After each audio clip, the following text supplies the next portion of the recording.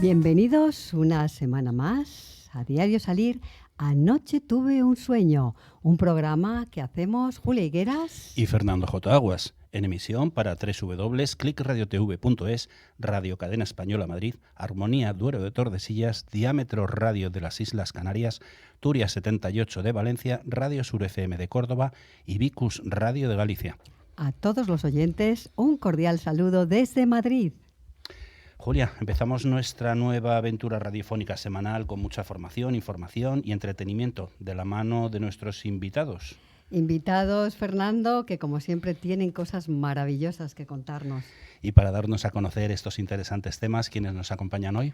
Pues hoy tenemos en el estudio a Cintia Jaime para hablar de pueblos y aldeas que se vacían y ciudades superpobladas en todo el mundo, y a Paloma García para hablar de moda sostenible. Pues como siempre hacemos, antes de empezar nuestro programa semanal, vamos a recordar que Diario Salir, Anoche tuve un sueño, nace de la colaboración de Diario Salir y Anoche tuve un sueño. Dos revistas muy diferentes en sus contenidos y estilo, pero con objetivos comunes: el optimismo, el compromiso social, la solidaridad, la accesibilidad y la protección medioambiental. Con sentido crítico, abierto a la esperanza y con vocación de servicio público. Esto es Diario Salir, Anoche tuve un sueño. La de siempre. Julieta, ¿preparada para empezar? Preparadísima, Fernando. Pues al lío que ya tenemos no en el estudio, sino a nuestra primera invitada desde Suiza, Cintia Juan. Cintia Jaime. Cintia Jaime, estoy tonto perdido. Pues vamos al lío.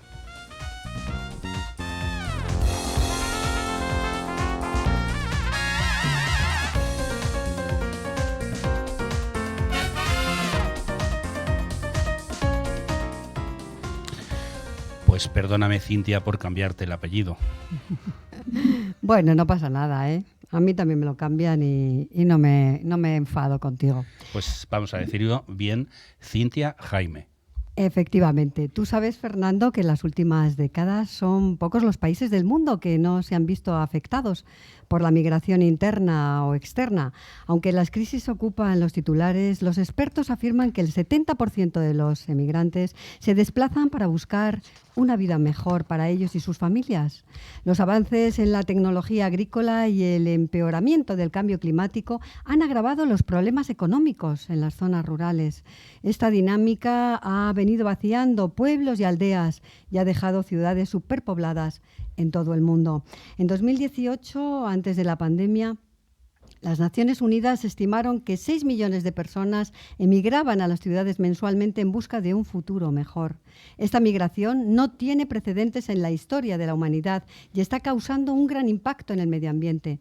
Para hablarnos de un tema tan crucial, tenemos hoy en el estudio, desde Basel, Suiza, a Cintia Jaime, fundadora de Exbicis Fundación, que lleva en su núcleo y que nace para dar una salida digna a este gran desafío al que se enfrenta la humanidad. Buenos días, Cintia. Encantados. ¿Qué tal? Buenos días. Un gusto estar con ustedes en este programa tan maravilloso que llevan adelante, mostrando quienes están haciendo algo para cambiar estas cosas que vemos, ¿no? Con valentía, como decías, y compromiso. Tanta gente extraordinaria, ¿no? Como tú y como todos tus compañeros en esa fundación maravillosa Exbicis. Lo que hacemos aquí es traer gente que tiene verdaderamente cosas interesantes que contarnos. Así que buenos días, Cintia Jaime. Te vuelvo a repetir, siento haberme confundido con tu apellido. Saludos a Suiza, que debe ser un lugar maravilloso para vivir, aunque seguro que echas de menos algo de España, ¿no? Seguro. Cada lugar tiene su encanto y parados siempre vamos a ver cosas positivas y negativas. Así que realmente feliz de poder estar uniendo lazos desde Basel con Madrid, con un lugar tan querido, España, donde, bueno, tienen mis abuelos de ahí. Pues fíjate, Fernando, quiero añadir, si me permites... Ya sabes que yo a ti te lo permito todo. Pues quiero añadir que Cintia Jaime es empresaria social, artista también, porque no sabes cómo baila el tango. Yo me hubiese encantado que fuese mi profesora, pero soy malísima en eso de bailar, lo hago fatal, la verdad. Y es escritora, además, vive en Basilea desde 1995, fundadora del Centro Cultural Tanzpalast yo no sé si eso lo pronunció bien, pero bueno, Perfecto. Sí. dirigiendo su propia escuela de tango en Basilea desde 1997. Y ha desarrollado numerosos eventos culturales y festivales de carácter interdisciplinario e internacional con relevante impacto cultural. Desde 2008 trabaja activamente en el emprendimiento social en América Latina y Suiza. Cintia es, además de fundadora de SBCs, como apuntábamos antes, es también cofundadora de la Fundación Sapo Cicle. Cintia siempre ha tenido gran preocupación por la migración a la megaciudad de Buenos Aires, por lo que ha investigado las causas de la migración y las formas de intervención en todo el mundo. A partir de 2013 ha desarrollado y dirigido estudios de factibilidad con fundaciones nacionales en Argentina para planificar la migración a las áreas rurales. La experiencia adquirida en el proyecto denominado Swiss Vision la empujó a crear junto a Daniel Withenwright la Fundación SBCs, de la que hoy vamos a hablar aquí.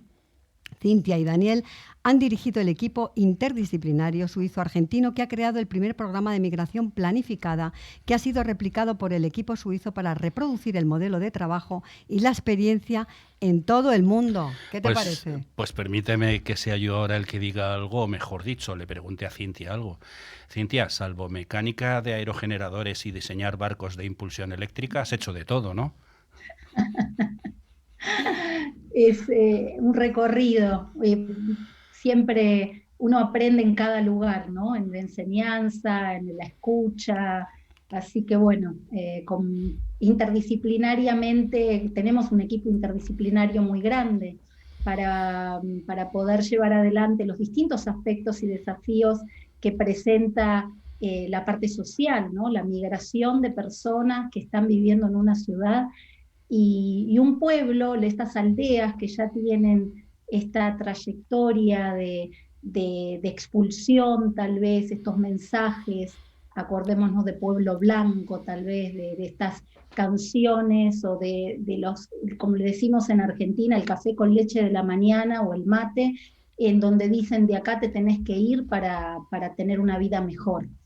Y esto fue un gran desafío, además de todos los quiebres tecnológicos, los quiebres productivos que hemos vivido en las últimas décadas, ha quedado en las aldeas una serie de impronta, una impronta de declive, de decadencia, que hoy en día estamos a punto de revertir.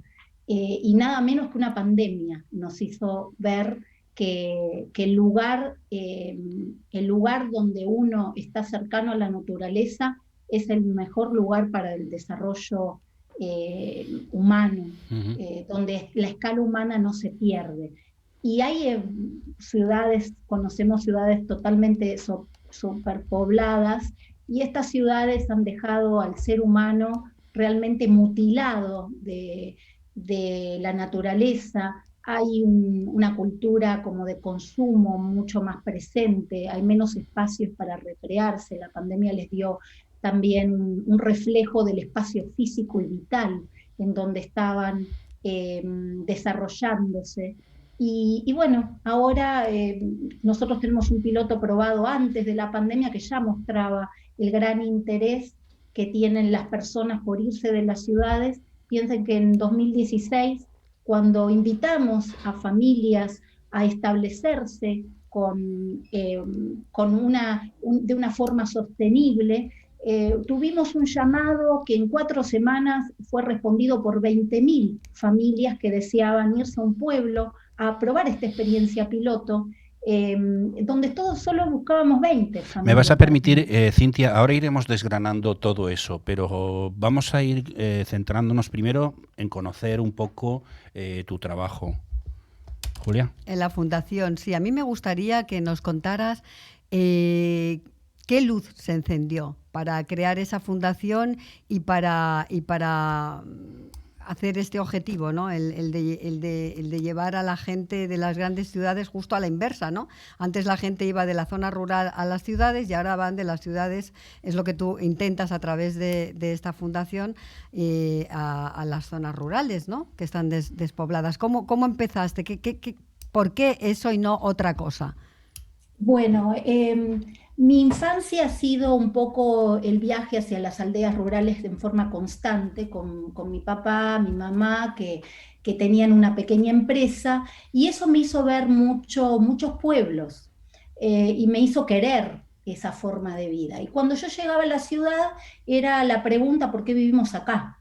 En aquel momento no había internet, todo lo que uno tenía que manejarse era en la ciudad, todos los mecanismos de producción, y además, bueno, había una serie digamos, de cambios que se estaban dando que no permitían vivir en ese. Y después, años después, veo que sigue ocurriendo esta despoblación, y Buenos Aires y Bogotá y ciudades del mundo como también París o Londres se crecieron de una manera totalmente desorbitada, y los pueblos que uno visita en estos alrededores uno empieza a sentir ese nivel de declive. Y ahí fue donde ese desequilibrio que estaba totalmente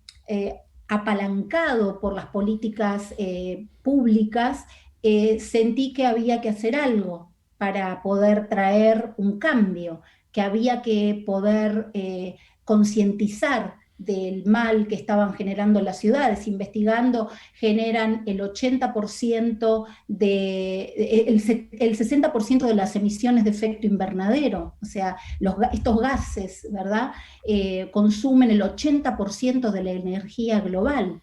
Y generan el 70% de los residuos de todo el planeta. Y estamos hablando de una población que no ocupa más del 50%. El 50% de las personas que vivimos en este mundo, en ciudades, hacemos este tipo de efectos. Entonces, demográficamente, es importante ver cuáles son los efectos de amontonarnos, de hacinarnos, de seguir sosteniendo ciudades de este modo. Uh-huh.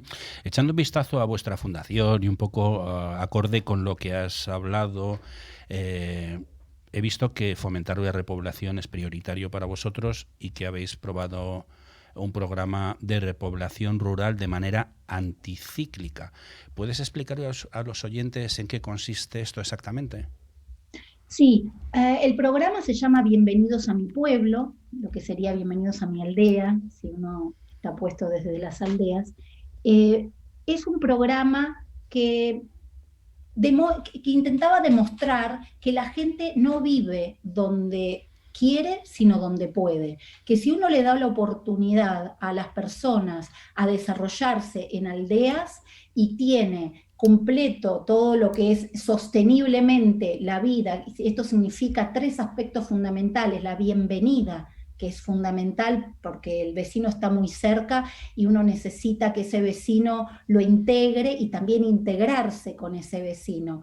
El trabajo, fundamental: el 70% de la migración mundial se da por causas económicas y lamentablemente, mayoritariamente por causas forzadas, es decir, por expulsión, porque no tengo trabajo en un pueblo y entonces me tengo que ir. Y al mismo tiempo, la vivienda que se extiende al sentido de hábitat, de infraestructura. Si me voy con mi familia, tengo escuelas, tengo transporte, está cubierta la salud, tengo caminos tengo buen wifi, tengo buen internet. Todas estas preguntas son las que nos hicimos para decir, bueno, vamos a elegir un pueblo que esté cercano a las ciudades, que se esté despoblando. Cíclicamente era la narrativa en el 2015, cuando empezamos con esto, era: todo el mundo se va de los pueblos porque en las ciudades se ofrece todo esto: bienvenida, trabajo y vivienda. La bienvenida en la ciudad no es así, uno no conoce al vecino muchas veces dentro de su edificio. En las grandes ciudades uno toma el ascensor y ni buen día dice, porque no se conocen. El trabajo, un interrogante bastante grande, porque todas las ciudades generan desempleo y violencia, exclusión. El hábitat ya sabemos que está muy por debajo de las necesidades que se requieren, y que son uno de los focos más importantes que están viendo las Naciones Unidas para poder cubrir las necesidades de las personas. Entonces, puestos a ver que un pueblo tiene casas vacías, que un pueblo tiene una cantidad de oportunidades que todavía no conoce, porque le está faltando el gasista, el plomero, le está faltando el que repara la máquina, le está faltando, pero no lo puede identificar como una oportunidad de negocio. Entonces, vimos que había una gran necesidad de entender cuál es el mercado local para hoy poder cubrir esas oportunidades. Y dijimos, vamos a hacer un estudio de mercado en este pueblo y en la región, y vamos a ofrecer estas oportunidades que nosotros ya vemos, porque fuimos a visitar 14 pueblos y en todos te hacían la lista de lo que está faltando, y en todos había un lamento de, y bueno, pero estamos en un pueblo pequeño, uno no puede esperar que tenerlo todo. Nosotros dijimos, bueno, vamos a hacer este listadito y llamamos a las familias. Bueno, el resultado en esta experiencia fue que las familias de inmediato, en el término de un año, subieron sus ingresos, todas las familias cubrían las oportunidades que este pueblo tenía, y vimos algunas otras que ellos no se habían identificado. Por ejemplo, el costado textil, que bien puede producirse desde pueblos con una logística cercana a ciudades. Y entonces en estas familias se mudaron en el término de un año, y aumentaron el 40% sus ingresos. Perdóname una cosa, Cintia. ¿Estás hablando de Suiza o esto está implantado en otros países o cómo? En Argentina. Ah, en Argentina, vale. Esta prueba está llevada adelante en Argentina, país que tiene el 92% de la población concentrada en zonas urbanas.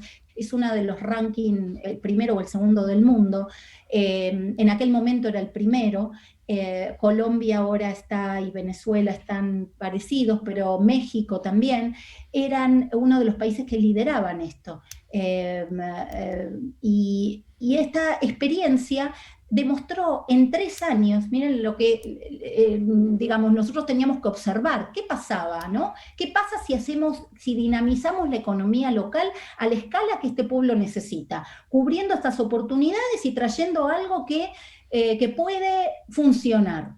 Bueno, pasó que estas familias tuvieron de un día para el otro un paraíso, salieron a decir que vivían en un paraíso porque el pueblo le daba trabajo, vivienda ya estaba preparado, nosotros hacemos un trabajo previo donde vemos distintos actores, hay viviendas para alquilar, hay terrenos para comprar, hay casas para construir. Bueno, ¿cuáles son los accesos a los créditos para que estas familias, o sea, esto es lo que hace nuestra fundación, es esta cooperación para sumar a distintos actores locales para dar respuesta a estas necesidades locales. Y las familias trajeron un desarrollo en 3 años que es increíble. Desde decirte que tenían solamente 4 viviendas en alquiler, un pueblo vacío, lleno de casas vacías, 4 viviendas en alquiler temporal para trabajadores golondrina del campo, y en 3 años tienen 30 viviendas alquiladas permanente, tienen lista de espera para mudarse al pueblo. Lo que creció el mercado inmobiliario también, había 6 loteos, nosotros medimos la línea de base antes de ir al pueblo, tenían 6 loteos en los últimos 3 años, o sea, del 2012 al 2015, y después, 3 años después, 49 loteos para nuevas casas. Se abrieron negocios incluso en la pandemia, de un índice que tenían de desempleo. Hoy en día Colonia Belgrano tiene un problema porque necesita emplear. Por ejemplo, hay familias que llevaron textil, emprendimientos textiles que tienen mucha costura, y entonces utilizan muchos jóvenes.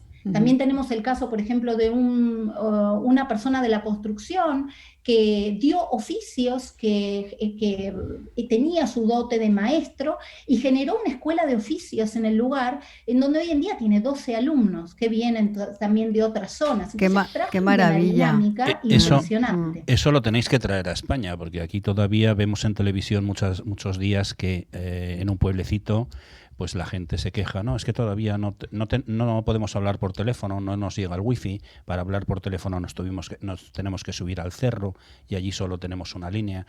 Todo eso, claro, requiere de una inversión, no sé cómo la conseguiréis vosotros, pero aquí parece que los organismos públicos no están muy por la labor, si tenemos todavía esos problemas, y eso hace que muchas veces no se vaya al campo y se pueda ir a lo mejor a un pueblo más cerca de Madrid, pero Soria, Guadalajara y otra serie de zonas están completamente abandonadas y despobladas. Absolutamente despobladas. ¿Y habéis replicado este proyecto que tanto éxito ha obtenido en otros lugares? Yo he visto que tenéis en el radar, lo he visto en la página web, creo que como 24 países que están interesados en que empecéis a Sí. trabajar, ¿no? Sí, estamos desarrollando proyectos de escala. La escala para nosotros es la transmisión de conocimientos porque, como bien decís, nosotros estuvimos, en 3 años tuvimos casi 300 entrevistas, fuimos mencionados y fuimos invitados a 7 universidades, 4 en Europa. Tuvimos la demanda desde más de 20 países y pensamos la mejor manera de reproducir esto es ser una fundación que transmite conocimientos, entrena equipos, pasa todas las herramientas para poder replicarlos con socios regionales y estamos en desarrollo con varios proyectos, 3 en Argentina, 1 en India y 1 en Colombia. En Argentina estamos mucho más avanzados, desde luego, con ya distintas comunidades, tenemos 9 pueblos preparados para identificados todas, digamos, las capacidades que tienen, todas sus viviendas, los vecinos organizados en una comisión de apoyo para la bienvenida, el trabajo, la vivienda, para poder generar toda esta dinámica. Uno lo primero que invierte es en el pueblo y el programa comienza ahí, ¿no? Con el compromiso de los vecinos, de las autoridades locales, y ahí estamos bien avanzados en Argentina, estamos avanzados en India y en Colombia en espera, pero vamos mucho más rápido, por supuesto, porque fue el primer país y donde más tuvo eco este resultado, y además es un país donde, bueno, como te digo, ¿no? El 92% de la población en zonas urbanas requiere de este tipo de programa. Me estoy imaginando la respuesta, pero tengo una curiosidad, Cintia. ¿En Suiza y en otros países del centro de Europa tienen el mismo problema? ¿Hay zonas rurales vaciadas? Sí, está en toda Europa este problema y en toda Europa se están buscando alternativas. Lamentablemente se quedan en mirar las casas vacías o en el tema inmobiliario, cuando en realidad lo central es poder hacer el estudio de mercado que hacemos. Esta es nuestra llave para poder entender, porque la migración tiene un efecto que se llama pull y un efecto push. Te expulsa si no tenés trabajo, pero también te atrae si ofreces trabajo. Entonces acá la dinámica y el centro de la cosa es poder defender la idea de que descubrí el trabajo y la oportunidad que tiene tu pueblo y ahí vas a tener todo resuelto porque todo lo demás se acomoda. Vos decías del wifi, cuando llegamos en estos poblados no tenían buen wifi. Bueno, es uno de los, es la autorruta y son las autopistas de este siglo, ¿no? Un Wi-Fi es fundamental y trabajamos para eso y es uno de los primeros trabajos de inversiones que realizamos y que conseguimos actores para poder realizar. Se mide, digamos, se realiza el presupuesto y se dice, bueno, se necesita esto, cuesta tanto y quiénes son los actores que van a colaborar, puede ser públicos, tenemos una diversidad entre financiamiento público y privado, local o internacional también. La EU sabemos que tiene muchos programas para llevar Internet, pero bueno, tiene que tener una serie de actores a veces que tiren parejo. Acá es la fuerza del grupo lo que hace de esto un programa, y es también la fuerza de la migración grupal, es decir, el interés demostrado de mucha gente desde los pueblos. Vale decir que la escala ahora ya no es más de un pueblo a otro, sino que es regional, y tenemos una escala de mínimo de 5 pueblos por socio al cual le acompañamos en esta escala. Es decir, tomamos una región, incluso tuvimos muchas conversaciones ya en España con las zonas de Aragón, tuvimos zonas en Asturias, también con el sur, varias conversaciones en España, tuvimos varias conversaciones y varios encuentros para poder resolver esta temática, o estaban curiosos de ver cómo lo estamos haciendo. Pero lo Así más que, bueno, importante... vamos a seguir conversando en España para lograrlo. Pero lo más importante, ¿tenían curiosidad, pero también interés? ¿O eso menos? Esto es algo que a veces nosotros no escondemos cómo hacemos nuestra fórmula, la pueden ver por internet y hacemos publicaciones, pero hay metodologías, hay procedimientos que están ajustados a cubrir esos 3 pilares. Y bueno, cada uno puede hacer su propia prueba o puede trabajar en conjunto con otros.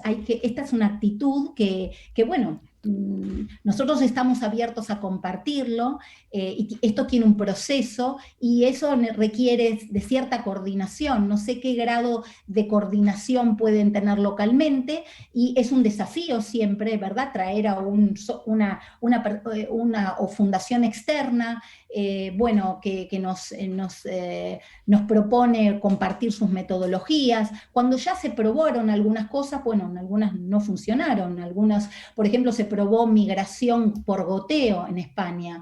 En España había proyectos donde llevaban una familia y le decían, acá tenés un campo y bueno, podés criar tus cerdos, pero resulta que estas familias no se adaptaban porque no tenían bienvenida, el trabajo tal vez les funciona, Claro. la vivienda la tenían, pero si uno le falla la bienvenida, es muy difícil. El abrazo, ¿verdad, Cintia? Yo te quería preguntar una cosa porque el tiempo pasa súper rápido, nos quedan 3 minutos, aunque no lo parezca, llevamos ya casi media hora contigo. Yo quería preguntarte, ¿no? Además de la migración por motivos económicos, que es Perdona de lo que una estamos cosa, quería hablando, hacer una puntualización. Llevamos media hora contigo, aunque no lo parezca, dice Julia, pero porque estamos muy a gusto, ¿eh? Y tienes cosas muy interesantes que contar. Por supuesto, ¿no? Luego está la migración por motivos ideológicos, como lo que está ocurriendo en Afganistán. ¿Tú qué opinas? ¿Hay solución? ¿No hay solución? Porque la migración, desde luego, es un gran desafío para el futuro de la humanidad. La migración forzada por causas políticas es una migración realmente de las más acuciantes y es la que no hay alternativas, ¿verdad? En ese sentido, cuando uno es un perseguido político o las mujeres en este momento que no ven otra opción y tienen que emigrar, es un caso, digamos, de gran conflicto en donde se generan, como ya sabés, campos de refugiados, son estos limbos, ¿no?, que se crean de manera inmediata, porque la absorción de una migración requiere estos 3 pilares y aparentemente primero hay que entender los pilares, bienvenida, trabajo y vivienda, y después hay que poder buscar espacios donde esto se desarrolle. Yo tengo mi visión acerca de estas, ahí hablo por propia opinión porque nuestra fundación no tiene un análisis profundo de esto, pero siento que las personas son tomadas como un problema. Y en este caso tenemos que poder entender qué hacen estas personas en su lugar y en qué lugar pueden sentirse útiles y cómo pueden aportar a la comunidad a partir de entender quiénes son, abrir estas preguntas. Bueno, ¿cómo te sentirías bien? ¿Cuál es tu trabajo? ¿Cómo te ubicas en el mundo? Y ver del otro lado, tener esta capacidad de entender, bueno, a ver, ¿qué lugares pueden recibir a estas personas cubriendo estas 3 partes? En general, en un campo de refugiados es un lugar donde estas 3 cosas no se activan. Muchas veces desde los lugares, por ejemplo, de recepción que tenemos en Suiza o en otras partes del mundo, por conversaciones que he tenido con estas actividades, por interés, obviamente, no se los integra laboralmente. Y esto es un problema, porque el ser humano se tiene que sentir útil socialmente. Uno no puede considerarlo una víctima, tiene que ser una persona que sobrevive a un conflicto. Cintia, y no una víctima que en Suiza, por ejemplo, le da todo, hasta el dinero para cada día, pero esas personas se sienten imagínate lo que significaría que alguien te pague para estar en una casa, que tenés el dinero, pero no te consideran útil, ni sabemos lo que hacen detrás. A veces se pueden haber médicos, pueden haber personas que saben jugar al fútbol y que pueden acompañar a un equipo de fútbol. No sabemos bien quiénes están detrás, porque parece que no es hay que... Me vas a perdonar, sí. Exacto. Cintia, pero es que... Y esto es un tema que tenemos que trabajar tal vez socialmente, ver que estas personas tienen un valor para dar, para ofrecer, y tenemos que descubrir ese valor, y ellas mismas tienen que descubrirlo, y tenemos que entender cómo hacer esta conexión. Es muy interesante todo lo que nos has contado, pero es que se nos ha acabado el tiempo. Siento tener que tocar el gong, soy estricta gobernanta con el tiempo, así que, bueno, tendrás que venir otro día a hablarnos más de todas estas cosas, ¿verdad, Julia? Sí, muchísimas gracias por dejarnos saber más de esta maravillosa fundación, Esbicis, y de vuestro programa Bienvenidos a mi pueblo. Esperamos verte muy pronto por España y que tengas muchísima suerte. Pues muchas gracias y un saludo a la audiencia y bueno, felicitaciones por el programa. Muchas gracias a ti, que nos has contado cosas muy interesantes, pero el tiempo se nos ha acabado. Gracias por haber estado con nosotros desde la distancia en Diario Salir, anoche tuve un sueño. Un abrazo muy fuerte desde Madrid.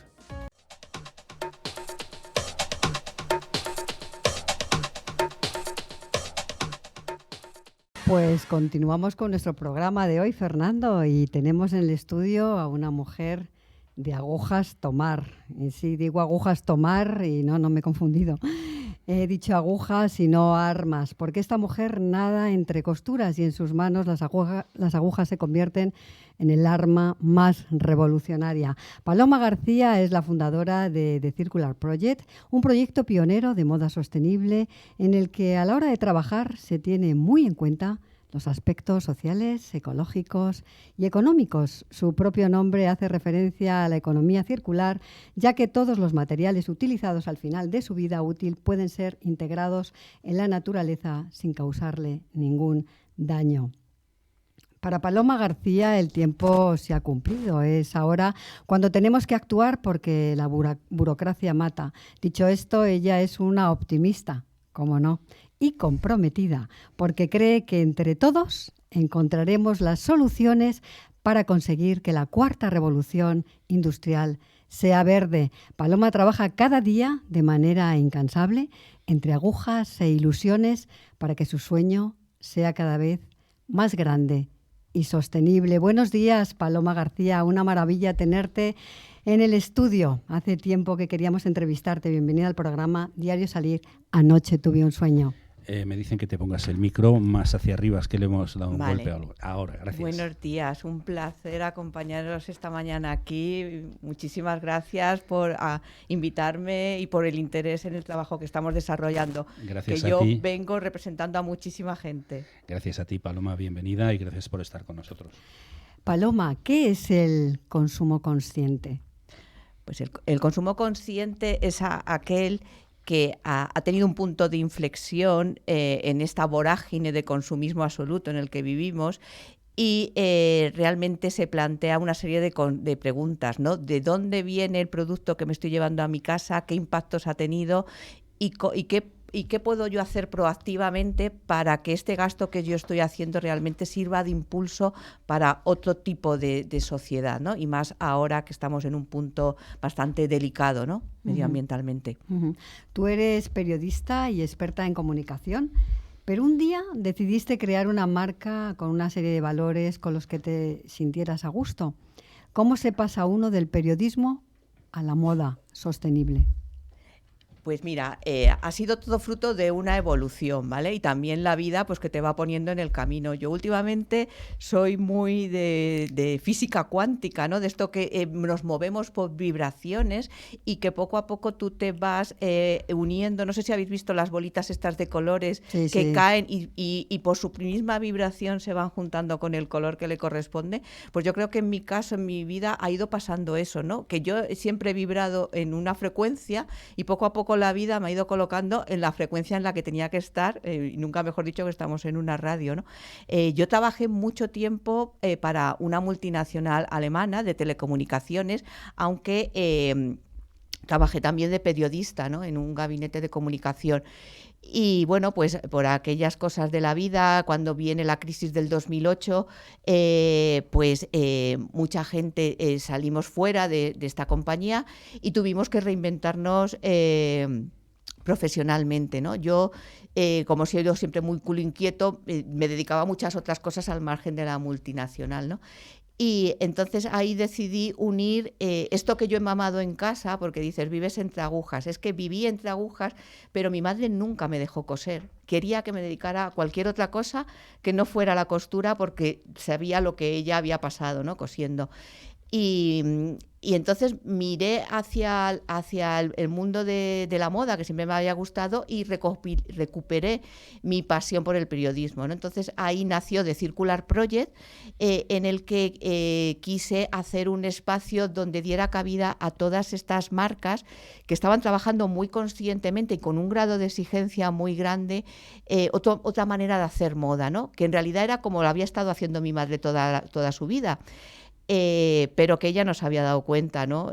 No caía. De hecho, siempre lo cuento, mi madre cuando empezó todo el fenómeno fast fashion y yo le contaba lo que me había comprado en el centro, por la calle Preciados, no acababa de entender cómo podía costar tan barato algo que a ella le costaba tanto esfuerzo, ¿no? Decía, ¿cómo lo hacen? Y claro, pues mira cómo lo hacen, ya lo sabemos todos. Claro, efectivamente, pero para ella era progreso, es decir, ¡joder, Sí. qué bien! Y cuando lo he contado alguna vez en un artículo, cuando era ¡jo, qué mal!, ¿no? Porque está poniendo en riesgo mi manera de trabajar y ella no lo veía, ¿no? Fíjate. Yo conozco un poco el tema porque mi madre era modista y yo sí que cosía con ella. Me sentaba con ella, le ayudaba, le quitaba los hilvanes, le ayudaba a hacer cosillas. A mí me ¿no? dejaba jugar con los botones, con los alfileres, yo jugaba a mercerías, pero cuando ya quise coser me dijo que no me enseñaba. Pues yo puedo decir hoy en día que coso bien, ¿eh? No es por nada. Uy, eso está muy bien saberlo, lo voy a apuntar. Pero decías esa evolución también lo que ha traído es una cierta esclavitud a los trabajadores de esas modas en países de Asia, por ejemplo, ¿no? Que es la única forma de conseguir que los precios bajen tanto, ¿no?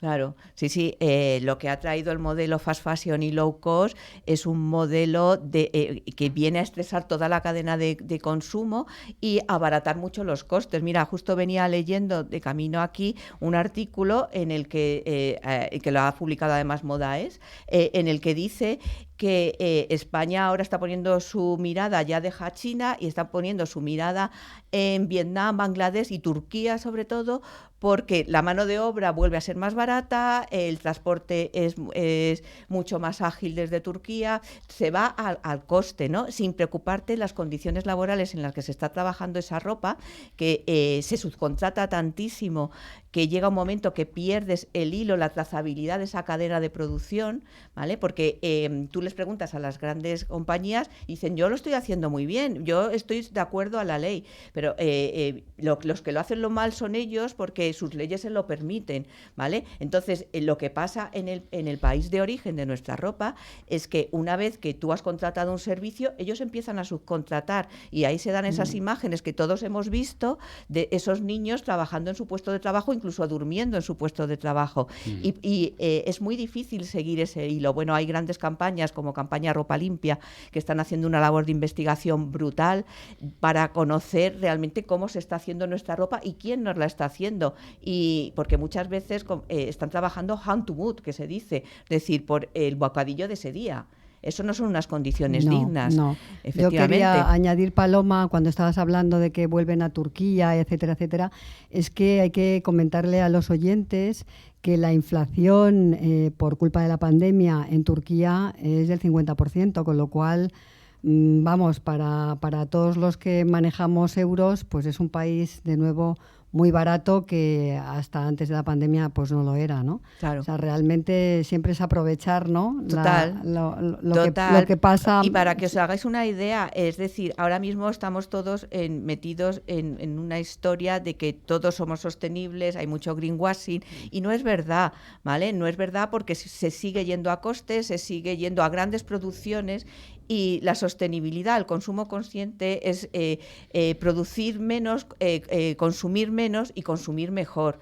y no lo están haciendo. Es decir, vemos siempre esas campañas de te lo mereces, compra más, 2 por 1, todo esto que aboca a un consumismo que realmente es innecesario. Nos crean unas necesidades ficticias. Sí. Eso empezó además en la década de los 70, ¿no? Porque antes yo, desde luego, mis padres no son nada consumistas. También tengo que decir que mi hija, tengo una hija de 30 años, tampoco es consumista. Realmente la más consumista de la familia soy yo, que quizá me toca por generación y que me he tenido que reeducar también, porque claro, ¿cómo te quitas esa manipulación de la publicidad en tu cabeza para que consumas? Claro, ¿no?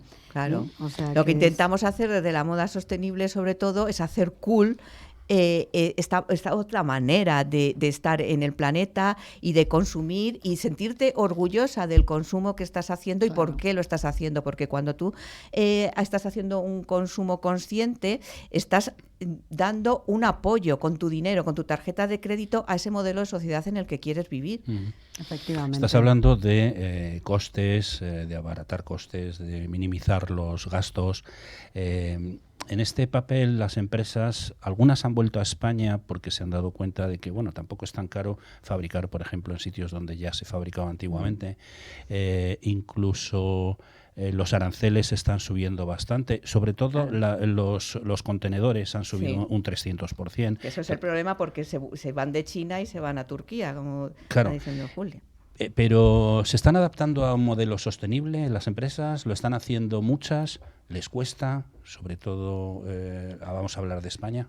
Pues les cuesta muchísimo, porque la inercia es súper poderosa. Es decir, cómo lo hemos hecho todo, es un quiero y no puedo. Es decir, saben que tienen una serie de procesos que tienen que asumir, pero es muy complicado cambiar toda una estructura enorme empresarial de cómo se ha hecho hasta ahora, ¿vale? Y el reto que tienen por delante es brutal. Yo entiendo que ahora mismo se les está moviendo el suelo bajo los pies.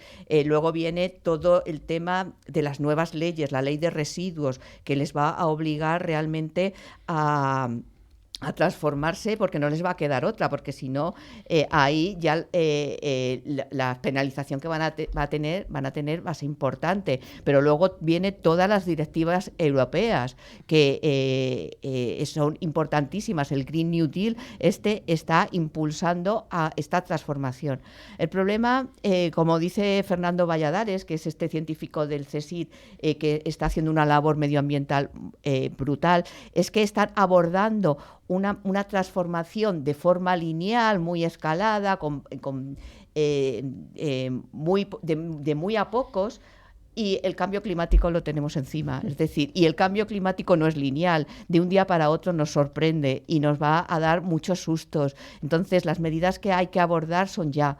Necesitamos reestructurar todo esto y ser valientes. Vuelvo a decirlo, es que da mucho miedo, pero tenemos que ser valientes en apoyar a toda esta gente que quiere transformarlo, y realmente están desde dentro de las mismas empresas, estas multinacionales, que quieren hacerlo, pero todo el engranaje se los impide. En apoyarles y realmente ser muy proactivos como consumidores y como ciudadanos para realmente impulsar todas estas iniciativas que hacen falta llevar a cabo. Yo creo que eso es fundamental, los ciudadanos y además la regulación, porque creo que a partir de 2025 no se va a poder llevar ropa a los vertederos, ¿no? Creo que eso es así. Sí, no me acuerdo exactamente de los plazos, ¿vale? Pero la ley de residuos ya empieza es decir, ya está aprobada, y ahí lo que dicen es que cualquier productor que ponga en el mercado un bien de consumo es responsable de esa prenda que pone en el mercado siempre, Es decir, antes vendías una camiseta y allá apenas, lo que fuera con esa camiseta ya no era asunto tuyo. Ahora ya no. Ahora eres responsable desde que se planta el algodón hasta que esa camiseta pierde su vida útil. ¿Qué se va a hacer? Si se va a reciclar, qué componentes tiene, si son separables, si va a poder ser compostable. Todo eso es asunto del productor. Claro. Y ahora también los diseñadores, que antes solo se ocupaban de la parte la parte estética y técnica de la construcción de una prenda, ahora son responsables de todo el proceso. Es algo apasionante, yo siempre se lo digo cuando voy a dar alguna clase, ¿no? Digo, tenéis un reto por delante muy bonito, muy difícil, pero también es una responsabilidad, ¿no?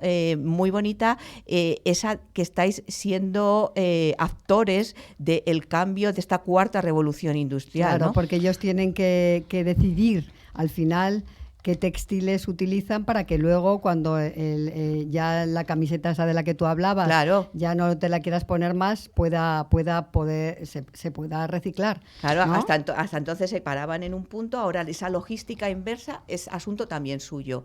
Ese ecodiseño del que hablamos desde la moda sostenible es apasionante porque te obliga a darle otra vuelta de tuerca a cómo has estado trabajando hasta ahora, ¿no? Lo que pasa es que el dinero es lo que manda y suele haber pools y muchas empresas grandes que presionan, porque decías tú, en el 2025 no se va a poder tirar al vertedero, porque no empezamos a no tirarlo al vertedero ya. Pues me encantaría, por eso está la regulación, ¿no? Y luego hay unas cifras que tengo aquí.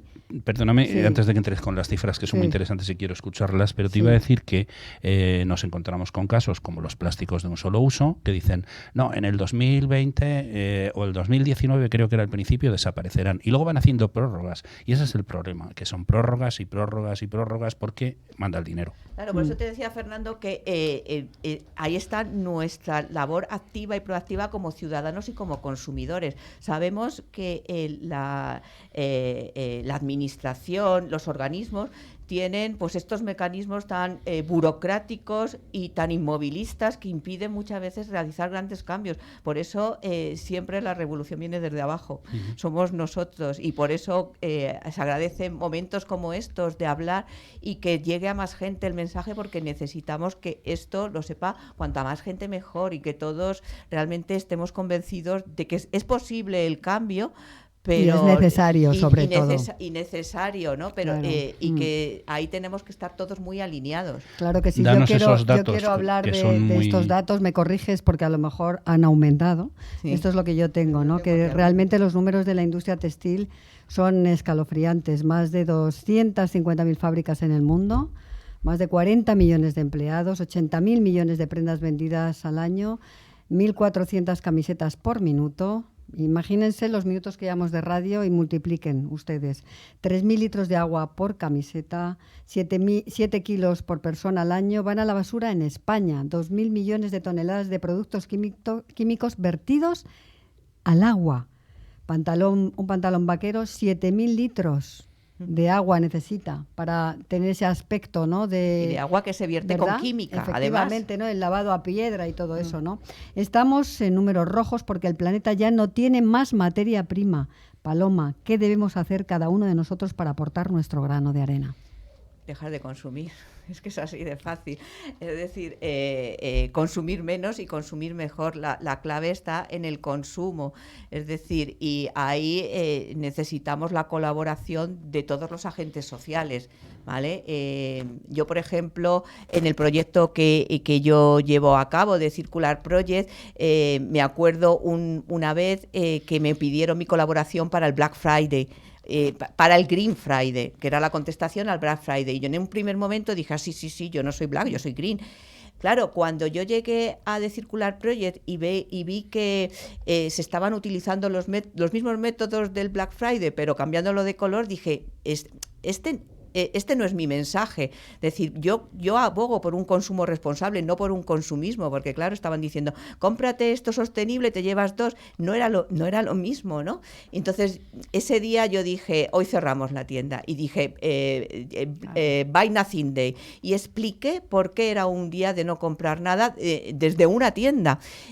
Bueno, no puedes imaginarte, me fui a mi casa y cuando llegué el mensaje que más me estaban compartiendo, el que más comentarios me estaban haciendo, porque la gente no es tonta y entiende realmente que el problema está ahí, claro, pero lo que dices tú, que muchas veces huir de ese canto de sirenas, del consumo es muy complicado, por eso necesitamos la colaboración de las organizaciones, de la administración, para que, por ejemplo, perdonadme, engendros como el Primark no pueda estar en una gran vía.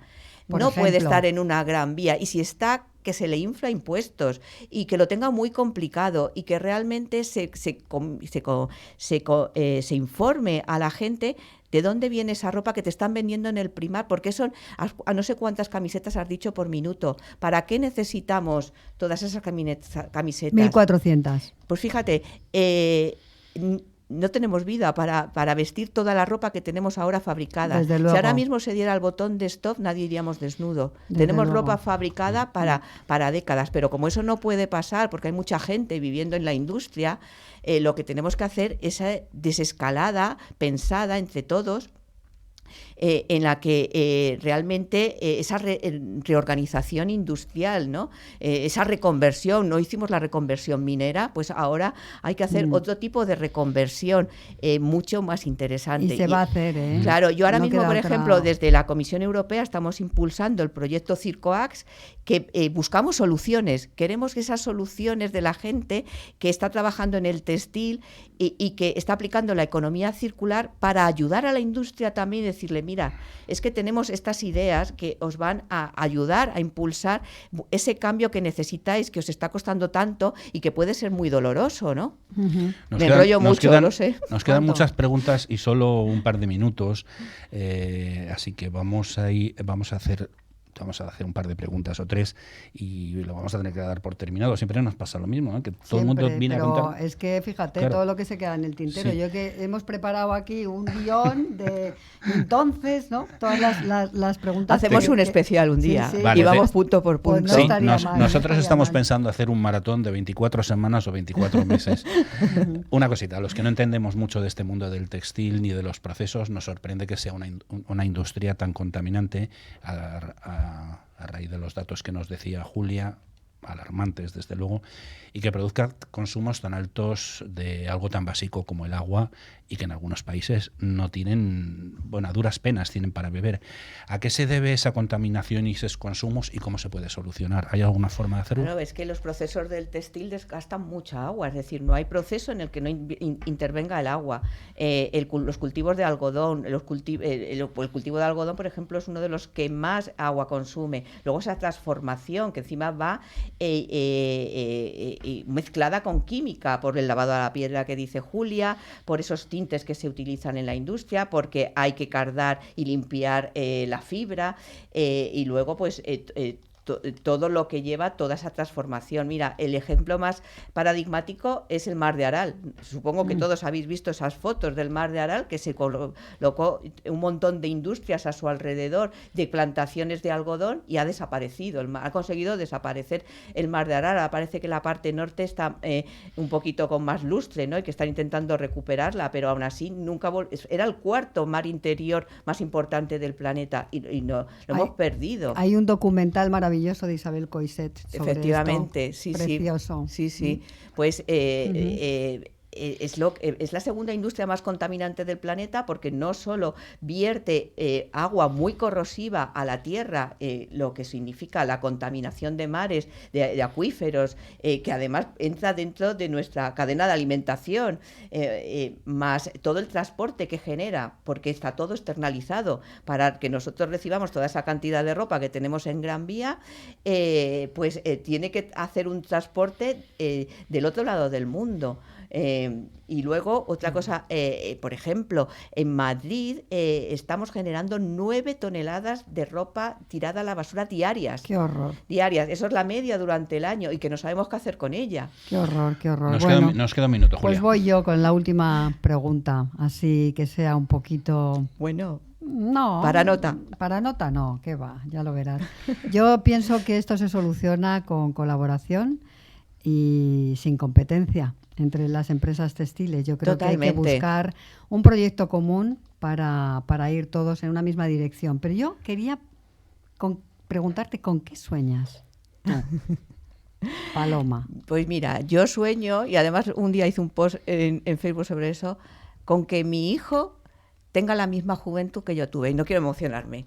Yo tuve una juventud muy bonita, de ir a la playa, de ser montañera, de estar en la naturaleza. Quiero que mi hijo disfrute de eso en libertad, que pueda disfrutar del clima que yo disfruté. Y a veces tengo miedo, Julia, porque veo cómo están las cosas y ya realmente sueño realmente para mi hijo eso. Porque yo ya lo he disfrutado, ¿no? Y además yo tuve a mi hijo bastante ya mayor y ya tuve una juventud bastante larga, ¿no? Entonces, yo ahora mismo lo que estoy haciendo es, en homenaje a mi madre como modista y por construir un mundo, una sociedad más amable, que realmente no tenga que abordar catástrofes climáticas semanalmente, como nos está pasando ahora, que es incendios, que es tsunamis. Ya. Paloma. Tenemos que frenar eso. Pues vamos a soñar en los tres. Sí, y sintiéndolo mucho, tenemos que dejarlo aquí porque se nos ha acabado el tiempo. Un placer, muchísimas gracias. Pues nos quedamos con las palabras de Paloma García, fundadora de Circular Project, con su optimismo y con su sueño. Y ya sabéis que todos los oyentes que hay que sentirse orgullosos en nuestra propia piel. Muchas gracias por querer pasar este rato a nuestro lado. Aquí tienes tu casa para cuando quieras volver. Esperamos que hayas disfrutado estos minutos con nosotros. Muchísimo, muchas gracias. Si quieres esperar un segundo. Sí.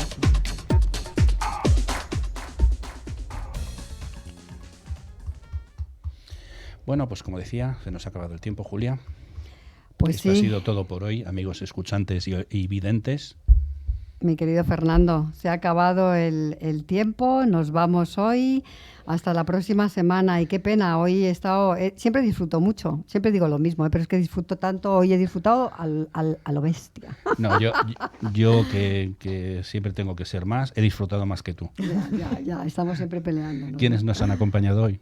Pues nos han acompañado Paloma García, fundadora de Circular Project, con quien hemos hablado de moda sostenible, y desde Suiza, Cintia Jaime, fundadora de la Fundación Esbicis, con quien hemos hablado de pueblos y aldeas que se vacían y ciudades superpobladas y de cómo intentar solucionar este serio problema Pues mundial. dicho esto, hasta aquí hemos llegado, pero no sin antes decirte, querida Julia, lo orgulloso que estoy de compartir micrófono contigo en este programa. ¡Hala! Porque hay que decir que Julia Higueras, directora de la revista Anoche tuve un sueño y copresentadora y codirectora de este programa conmigo, ha sido elegida como una de las top 5 empresarias 2020 de España por la prestigiosa revista Status of Empire. Total, nada. Enhorabuena, compañera. Uy, por Dios, qué sorpresa. Gracias, Fernando. Bueno, hay más mujeres que hacen cosas más interesantes que Bueno, las que pero hago tú yo. eres la mujer que a mí me interesa. Bueno, vale. No nos vamos a pelear. Que no se entere tu marido, ¿eh? Bueno, queridos oyentes, esto fue Diario Salir. Anoche tuve un sueño, presentado y dirigido por Fernando J. Aguas y Julia Higueras, y con Pedro Rodríguez a los mandos de la nave radiofónica. Además del programa de radio, podéis seguirnos en la web de Diario Salir, www.diariosalir. Anoche tuve un sueño. Y en la web de Anoche tuve un sueño, www.anochetuveunsueño.com. Tenéis 2 correos a los que dirigiros, info.diariosalir@gmail.com. Redacción @anochetuveunsueño.com. Diario Salir, Anoche tuve un sueño, se emite en Click Radio TV, www.clickradiotv.es.